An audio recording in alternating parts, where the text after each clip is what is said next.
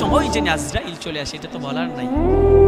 বাচ্চারা মরে না, বৃদ্ধারা মরে না, যুবকরা মরে না, সাথের বন্ধু মৃত্যুবরণ করছে না, বাচ্চা ছেলে মরছে না।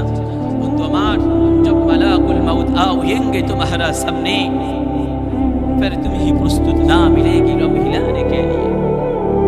কোন সময় কোন মুহূর্তে রব যখন আজরাইলকে পাঠাবে, আজরাইল হঠাৎ করে আপনার সামনে উপস্থিত হয়ে যাবে। আপনি হয়তো গাড়িতে আছেন, নয়তো বিমানে, নয়তো গাছে, নয়তো হাঁটতেছেন, চলার পথে, গাড়িতে, মোটরসাইকেলে, রিক্সাতে, যেই কোনো স্থানে থাকতে পারেন, শুয়ে, খাটে, নিচে বসে, যেই কোনো অবস্থায় আজরাইল চলে আসবে।